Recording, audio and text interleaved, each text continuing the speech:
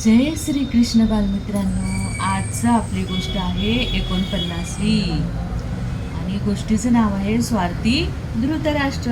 आपल्या सगळ्यांना माहिती आहे, आपण महाभारत पाहिलेलं आहे, त्याच्यामुळे आपण आता कृष्णाच्या छान छान गोष्टी ऐकतोय.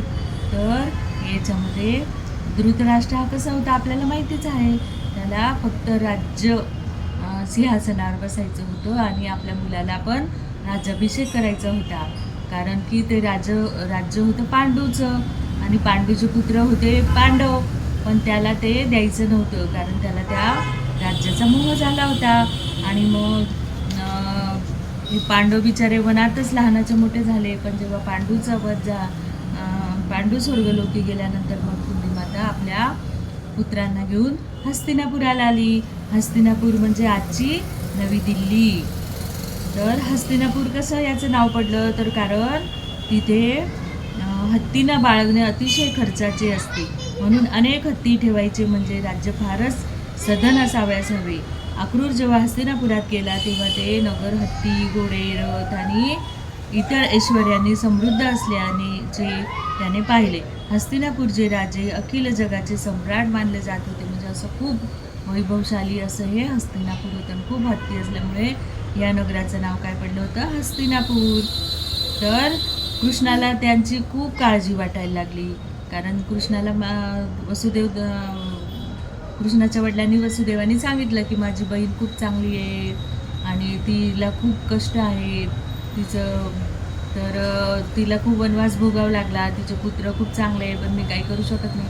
म्हणून मग कृष्णाने स्वतःहून सांगितलं की तुम्ही काहीच काळजी करू नका, मी त्यांची सगळी व्यवस्था बघेल.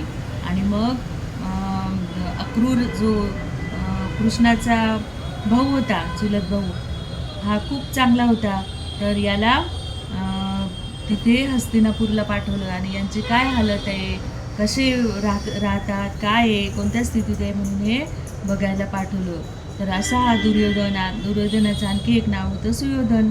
मग अक्रूर तिथे आला, आपल्या मित्रमंडळीला सगळ्यांना तो भेटला.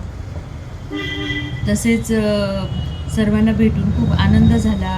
मग तो कुंती मातेला भेटला, पांडवांच्या मुलांना भेटला, पितामह भीष्मांना भेटला, विदुरांना भेटला, सगळ्यांना त्यांनी भेटला. आणि मग त्याला समजून गेलं की हा धृतराष्ट्र हा स्वतःचा निर्णय घेत नाही, बोलतो एक आणि वागतो एक. तर अक्रूर कुंतीच्या चुलत भावापैकी होता, म्हणून अक्रूराला पाहताच तिने आपल्या पित्याकडील नातेवाईकांविषयी चौकशी केली. कोणी? कुंती मातेने. जन्मस्थानाची आठवण येऊन तिला रडू आले. तिने अक्रूराला विचारले, माझे वडील, आई, भाऊ, बहीण आणि इतर कुटुंबीय अजूनही माझी आठवण करतात काय? आणि माझा जो भाचा आहे श्रीकृष्ण बलराम, हे कसे आहेत?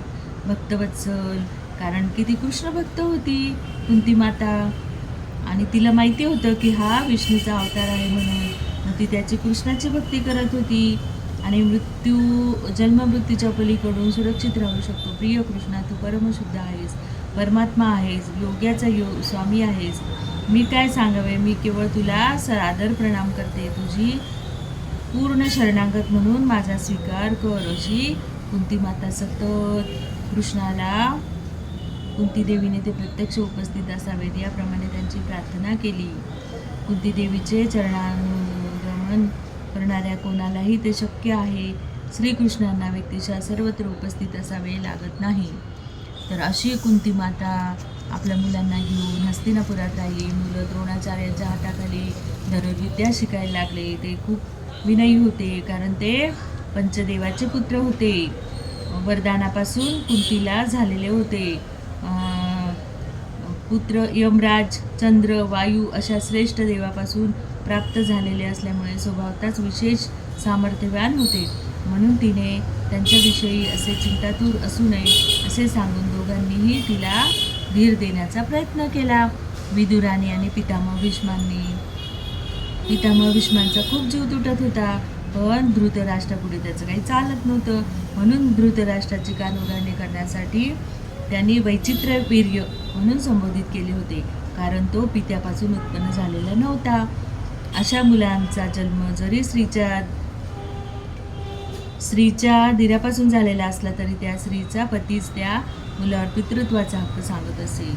कारण आपल्याला सगळ्यांना माहितीच आहे की विचित्रवीर्य हा युद्धामध्ये मरण पावल्यानंतर सत्यवतीने व्यासांना बोलवून तिच्यापासून हा पांडू, धृतराष्ट्र आणि विदुर हा दासीपुत्र होता.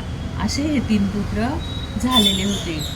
आणि तरी पण हा हक्क हा आंधळा असल्यामुळे पांडूला राज्याभिषेक केला होता, तर त्यांचंच राज्य त्यांना द्यायला देत नव्हता. अक्रूर धृतराष्ट्राला सल्ला देत पुढे म्हणाला, या भौतिक जगात कोणीही कोणाचा शाश्वतपणे सांगती राहत नाही. केवळ योगायोगानेच आपण समाजात, कुटुंबात, राज्यात एकत्र येत असतो, परंतु अखेर सर्वांनाच शरीर सोडावे लागते. असं खूप तत्त्वज्ञान त्यांनी धृतराष्ट्राला सांगितलं. अक्रूर पुढे म्हणाले, हे धृतराष्ट्र, माझा असा नम्र सल्ला आहे की भौतिक अस्तित्वाच्या वस्तुस्थितीकडे तू डोळे झाक करू नकोस. भौतिक अस्तित्वातील बद्ध जीवन दुःखाच्या अथवा सुखाच्या परिस्थितीत असो, ते स्वप्नवतच आहे.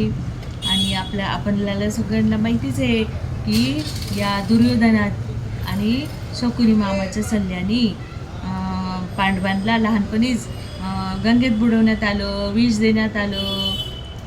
त्याला जेवण खूप आवडायचं म्हणून अशा भीमाला विष पाजून त्याला गंगेत पण सोडण्यात आलं होतं. असे खूप अत्याचार त्याच्यावर करत होते. धृतराष्ट्राने अक्रूराला सुचविले की त्याचा पूर्ण पुरुषोत्तम श्रीकृष्णावर विश्वास होता, परंतु तो त्याचवेळी आपल्या कुटुंबियाबद्दल फारच पक्षपाती होता. जवळच्या भविष्यात श्रीकृष्ण त्याच्या सर्व कुटुंबियांचा विनाश करतील आणि तो असहाय्य स्थितीत श्रीकृष्णाच्या चरणकमळांचा आश्रय घेईल. भक्तावर विशेष कृपा दाखवण्याकरिता बहुधा श्रीकृष्ण त्याच्या सांसारिक आसक्तीच्या सर्व वस्तू काढून घेतात आणि त्याला भौतिकदृष्ट्या अनाथ बनवितात. कारण की जो भगवंताला देत नाही तर त्याचं काय होतं, मग त्या दानाचा विनाश होतो.